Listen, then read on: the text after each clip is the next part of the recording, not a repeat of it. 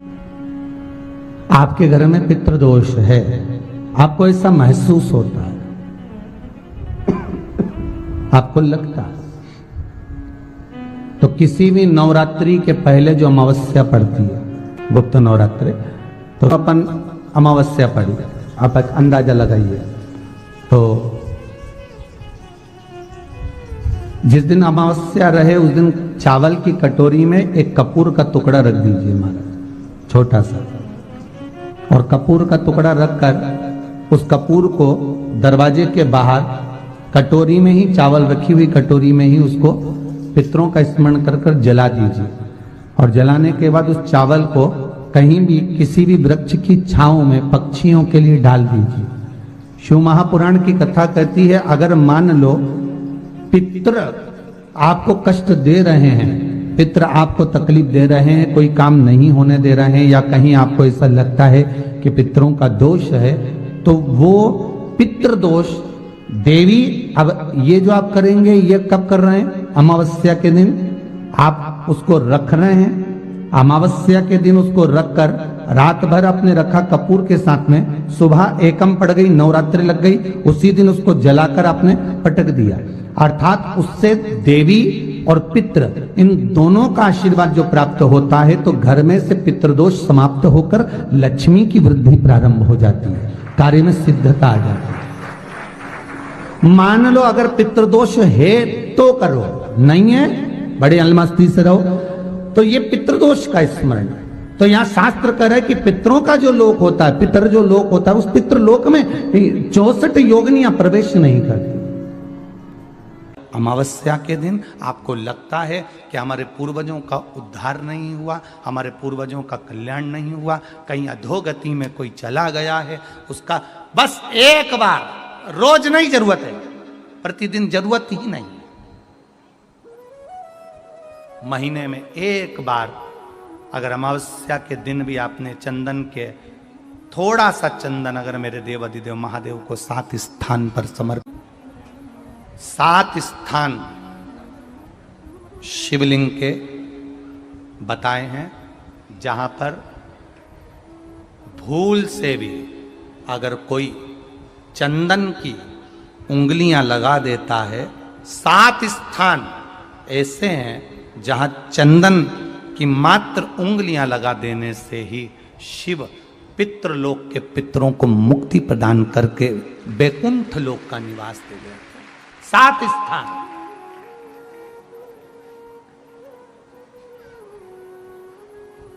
और वो 7 स्थान जो चंदन के बताए गए हैं, पहला भगवान देवाधिदेव महादेव के शिवलिंग पर चंदन का लेपन, समझ लेना जरा बहुत अच्छे से।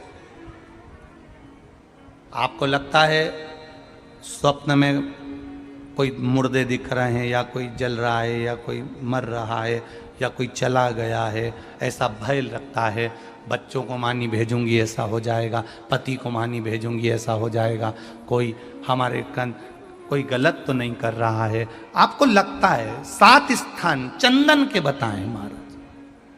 पहला शिवलिंग, दूसरा जहां गणेश जी का स्थान है, मालूम है ना सबको, जम के बोलो जरा, मालूम है ना सबको, जहां गणेश जी का स्थान है वहां अलग से गणेश जी बैठे, वहां नहीं, शिवलिंग में जलाधारी के ठीक सामने, राइट में गणेश, लेफ्ट में कार्तिकेय, बीच में अशोक सुंदरी। तो पहला चंदन बाबा के शिवलिंग पर, दूसरा गणेश जी पर चंदन की उंगली, तीसरा षडानंद कार्तिकेय पर चंदन की उंगली, चौथा अशोक सुंदरी पर चंदन की उंगली, पांचवा जलाधारी पर चंदन की उंगली, छठा जो शिवलिंग का जल बह रहा है इसके ठीक विपरीत की ओर चंदन की उंगली, और 7वां चंदन नंदी के मस्तक के ऊपर जो 2 सींग लगे रहते हैं उस पर चंदन की उंगली। ये कब लगाई जाती है? या तो पित किया है। अशोक यहाँ पर वर्णन कर रही हैं, मैना, धन्य और कला की कथा कह रही है। तीनों ने सनकादि ऋषियों से मांगा। चंदन भगवान को अति प्रिय होता है, और चंदन ही एक ऐसा होता है जो पितरों को भी प्रिय होता है, जिसका स्पर्श मात्र लगने से पूर्वजों का कल्याण हो जाता है। वो चंदन का स्मरण। साथ ही छोटी सी एक कटोरी, उस कटोरी में धान भर लीजिए, चावल, उसमें एक लौंग और एक बेलपत्र, बस ये रख लीजिए। जो हंडा होता है, घर में पानी का मटका होता है, पितरों का जो स्थान होता है जहां पानी पीते हैं अपन, मटका, हंडा, टंकी, बाल्टी, जो भी हो। आजकल तो लोग आरओ लगा लिए हैं, तो नीचे भी तुम मटका रखते होगे, हंडा रखते होगे, टंकी रखते होगे, उसी के पास में वो कटोरी रख दीजिए। 14 की रात्रि, अमावस्या के दिन उस कटोरी का चावल, बेलपत्र, ये सब शिव मंदिर के अंदर आप कोई भी एक स्थान पर, कोई दोने के अंदर रखकर या कागज के अंदर रखकर, शिव स्थान पर, शंकर के मंदिर में शिवलिंग को केवल स्पर्श कर कर जमीन पर ही उसको एक कागज में या दोने में, उसको जहां जलाधारी होती है, वो जलाधारी के पास में गणेश वाले स्थान पर अन्न रखते हैं। जब हम चावल और एक बेलपत्र और एक लौंग जो रखते हैं, वो हम गणेश जी वाले स्थान के साइड में रखते हैं, नीचे की ओर रखते हैं। को चढ़े दुर्वा, गणेश जी को चढ़े दुर्वा, शिव जी को चढ़े दुर्वा, ब्रह्मा को चढ़े दुर्वा, इंद्र को चढ़े दुर्वा, पितरों को चढ़े। कितना सुंदर कहा है। जिसके घर में पितृदोष प्रबल होता है, बहुत प्रबल पितृदोष है, तो उसके घर के जहां पानी का मटका रखा है, पितृदोष मालूम है ना? पितृदोष का लक्षण क्या होता है? 1 रुपए कमाओ, 1.25 रुपए खर्च हो, समझ लेना पितृदोष है। रात्रि को सो गए तुम, बड़े नींद आ गई तुमको, बहुत प्रेम से सो गए, सोने के 1.5 घंटे या 2 घंटे बाद तुम्हारी नींद खुल जाए और कम से कम आधे घंटे तक तुमको भूख लग रही हो, समझ लेना पितृदोष है। सोकर उठने के बाद में जैसे ही 1-2 घंटे की नींद हो गई और अचानक नींद खुल गई और तुम्हें भूख लग रही है, भूख लग रही है, प्यास लग रही है बहुत तेज, अभी सोए हो, 1.5 घंटा ही हुआ, 2 घंटे ही हुआ, भूख लगने लगी, बहुत तेज भूख लग रही है, समझ लेना पितृदोष है। पितृ भूखे हैं, भोजन की याचना कर रहे हैं, भोजन की याचना। सोने के बाद तत्काल नींद खुले, 2 घंटे के बाद भूख लगे, उसका भी एक समय बताया है महाराज ब्रह्मवर्ता पुराण के अंतर्गत कि रात्रि को सोने के बाद में 1 घंटे की नींद हो जाए और उसके बाद में 2 घंटे के अंदर वापिस नींद खुल जाए और भूख लगने लगे, तो समझ लो पितृ भूखे हैं, भोजन मांग रहे, अन्न मांग रहे, पितृदोष है। पितृदोष का कुछ कुछ वर्णन किया गया है। घर में एक पात्र के चक्कर में, एक बेडशीट के चक्कर में, एक सामान के चक्कर में विवाद हो रहा है, तो समझ लो पितृदोष है। 1 रुपया कमाया, 1.25 खर्च हो रहा है, पितृदोष है। घर में एक बीमार, दूसरा फिर बीमार हो गया, तीसरा फिर बीमार हो गया, एक ठीक हुआ, एक बीमार हुआ, पितृदोष है। पितृदोष का भाव, तो उसके लिए करना क्या है? शिव महापुराण की कथा कहती है, सुंदर गणेश जी का चरित्र वर्णन करता है, स्कंद पुराण कहती है, विष्णु पुराण कहती है कि दुर्वा 21 दुर्वा की गांठ बनाकर, 7 गांठ 21 दुर्वा की बनाकर, जो अपने पितरों का मटका, मटका मतलब परिंदा, हंडा, जो भी पानी का भरते हो, उसके नजदीक में मात्र एक कटोरी में चावल रखकर उसमें अगर दुर्वा रख देता है, तो मात्र 5 या 7 दिन में पितृदोष समाप्त होना प्रारंभ हो जाता है। उसके घर में लक्ष्मी की वृद्धि होने लगती है, सुख शांति अपने आप आने लगती है, उसका क्लेश समाप्त हो जाता है। दुर्वा में वो गुण है जो पितृ भी उसका भाग अमृत तत्व प्राप्त करना चाहते, अमृत देना चाहते।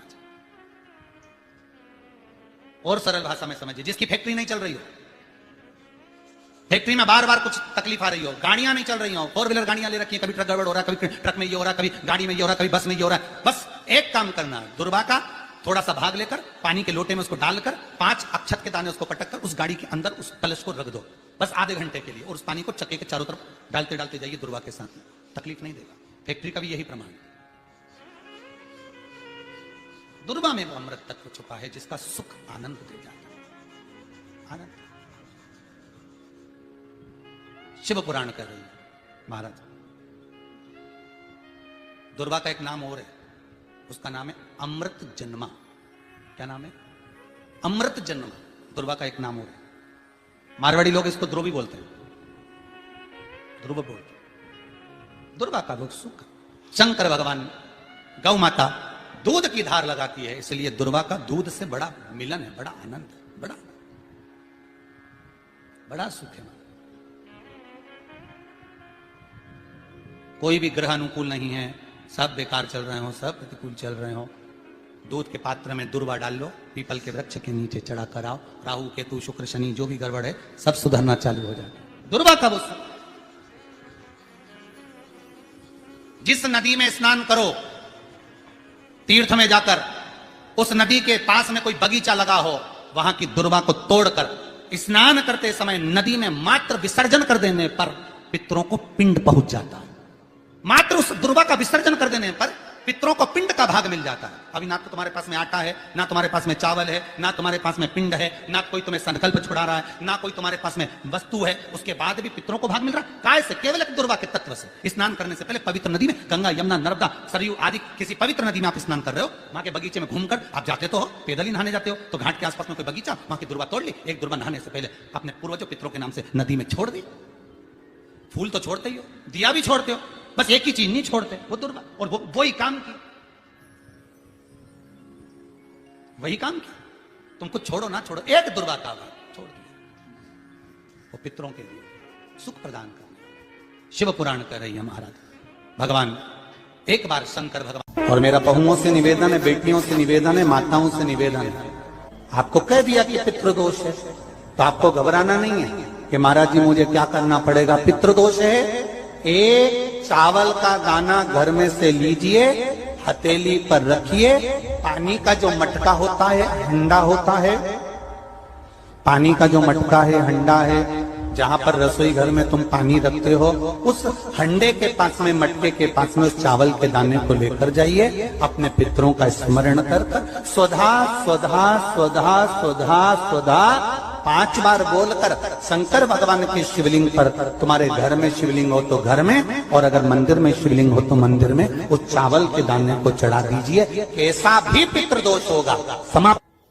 अगर किसी व्यक्ति के जीवन में खो गया, कर्जे में डूब गया, कर्जा बहुत हो गया, पैसा चले गया, गाड़ी चली गई, मकान चले गया, सब गिरवे रखा गया, सब कुछ समाप्त हो गया, उसको प्रत्येक प्रदोष को, प्रत्येक अमावस्या को घी का दीप किसी भी पेड़ के नीचे, ये 5 वृक्ष बताए हैं पितृभाव के, उन 5 वृक्ष में से कहीं पर भी बड़, पीपल, आंवला, शमी, बेलपत्र आदि 5 वृक्ष में से किसी भी वृक्ष के नीचे प्रज्वलित करे और काम ना करे, उसका कर्जा चूकता ही है, चूकता। पितरों को कभी गोल बत्ती नहीं लगती। आप मटके के पास में, परिंदे के पास में, जल के पात्र के पास में कोई भी अगर दिया लगाएंगे तो वहां गोल बत्ती रखकर लगाएंगे तो घर में लक्ष्मी नहीं टिकेगी। कई लोग कहते हैं कि परिंदे के पास, मटके के पास में, पानी के स्रोत के पास में जहां जल भरते हैं, हंडा रखते हैं, टंकी रखते हैं, वहां पर मटके के पास बत्ती लगाओ, दिया लगाओ, पितर शांत रहेंगे। तो पितरों को शांत करो, मना नहीं है, पर दिया लगाने का नियम है कि पितरों को अगर आप दिया लगा रही हो मटके के पास, परिंदे के पास, या अमावस्या के दिन पितरों के लिए अगर दीप लगा रही हो, तो गोल बत्ती अगर लगाओगी तो कार्य कभी सफल नहीं होगा। धन आएगा जाएगा, टिकेगा नहीं। इसलिए पितरों के लिए अगर दिया लगाना है, पूर्वजों के लिए दिया लगाना है, पितरों के लिए अगर दीप लगाना है तो लंबी। गया जी में पिंडदान कर देने से क्या पितृ मुक्त हो जाते हैं? बद्रीनाथ जाकर कपाल क्रिया करने से क्या पितृ मुक्त हो जाते हैं?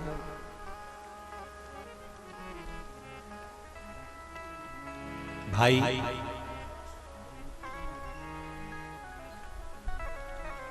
गया जी जाना तो वहां के पंडा जी से पूछना, हम यहाँ पिंड दान कर देंगे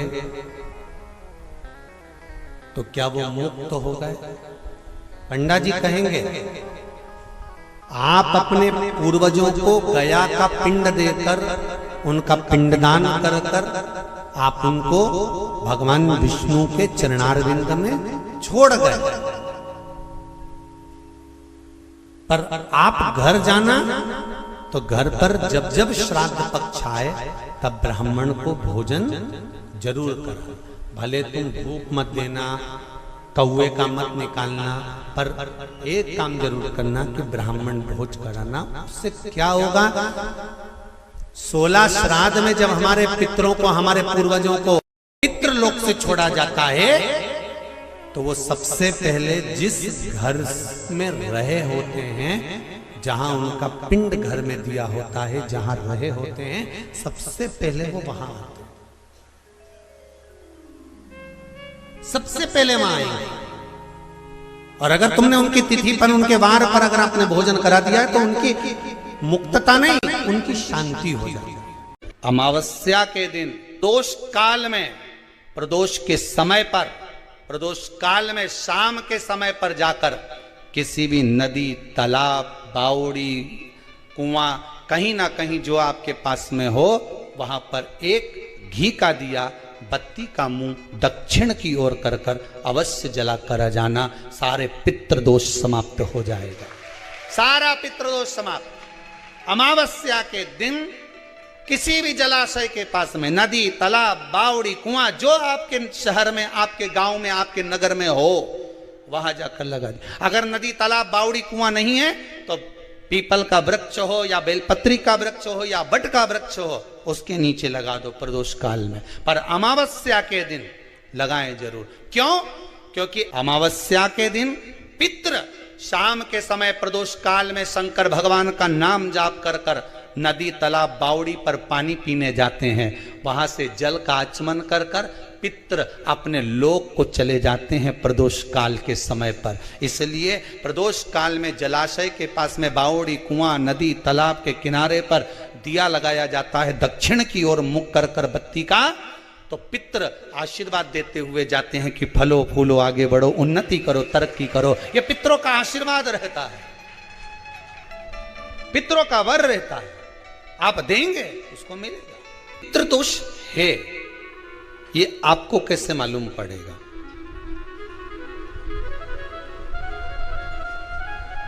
पितृ भूखे हैं, इसका तो वर्णन हमने पहले कर दिया कि रात्रि को जब आप सोने के बाद में 1-1.5 घंटे बाद अगर आपकी नींद खुल जाए, 1 घंटा 1.5 घंटा आप सो लिए, उसके बाद जो नींद खुली तो 1-1.5 घंटे तक अगर आपको नींद नहीं आ रही है, रात्रि को सोने के बाद में 1 घंटे बाद जब उठे तो आपको प्यास लग गई,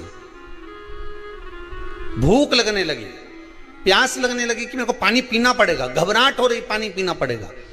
1-1.5 घंटे सोने के बाद अचानक नींद खुले और आपको प्यास लगे, समझ लेना आपके पितृ भूखे हैं और प्यासे हैं, भूखे और प्यासे हैं, उनको जल की जरूरत है। किसी भी नदी में, सरोवर में, कुंड में, बावड़ी में, तालाब में, आप तीर्थ में जाकर जब स्नान करते हैं तो स्नान करने के बाद एक काम का नियम बना लो कि अपने हाथ की अंजलि में जल लेकर अपने पूर्वजों को देना है। प्यासे रहते हैं, भाग मांगते हैं, प्राप्त करना। 3 वृक्ष पितरों के तुल्य हैं। पहला पीपल, दूसरा बट वृक्ष, तीसरा बेलपत्र का वृक्ष। ये पितरों के तुल्य हैं। अगर आपको रात्रि में नींद नहीं आ रही है, ऐसा लगता है कि रात्रि को 1 घंटा 1.5 घंटा सोने के बाद कुछ गलत गलत विचार आने लगते हैं, नींद सुबह 3 बजे तक, 4 बजे तक नहीं आती, 4 बजे के बाद फिर नींद आती है, तो एक प्रैक्टिकल जरूर कर कर देखना। एक प्रैक्टिकल करने में क्या जाता है, प्रयास करने में क्या कुछ जाता है क्या? प्रैक्टिकल कर कर देखना कि कहीं सीओर वाला महाराज झूठ तो नहीं बोल रहा है। तो प्रैक्टिकल करने में कुछ नहीं जाए। 1 लोटा पानी लो, उसमें थोड़ा सा कच्चा दूध डाल लीजिए। पत्री का पेड़ या पीपल का पेड़ या बट का पेड़, इन पेड़ के नीचे ले जाकर उस दूध को दोपहर में सुबह 10 बजे से लेकर 12 बजे के बीच में ले जाकर चढ़ा दीजिए। रात्रि को फिर ना आपको प्यास लगेगी, ना भूख लगेगी, नींद एक बार लगी तो सुबह ही खुलेगी। प्रैक्टिकल करने में क्या जाता है? पानी डालने में तुम्हारा कुछ जाएगा? अरे बोलो तो सरी, प्रैक्टिकल करने में क्या जाता है? कुछ भी नहीं बिगड़ेगा। ये तो बस जल डालोगे तुम्हारा ही कुछ अच्छा हो सकता है, बाबा की कृपा। 3 वृक्ष पितरों के तुल्य हैं। पहला जम के बोलिए पीपल, दूसरा बट वृक्ष, तीसरा बेलपत्री का वृक्ष। 3 पीपल के वृक्ष में 52,000 ब्राह्मण एक साथ निवास करते हैं, इसलिए पितृतुल्य है। बट वृक्ष ब्रह्मा जी के मस्तक से बना, इसलिए पितृतुल्य है। और बेलपत्री का वृक्ष माता पार्वती जी के अश्रु से बना। जब आंसू गिरे थे माता जगत जननी जगदम्बा पार्वती के, उस समय पर पितृलोक में हलचल उत्पन्न हो गई थी। हमारी नातिन की आंख में आंसू कैसे आ गए? मैनावती की पुत्री है,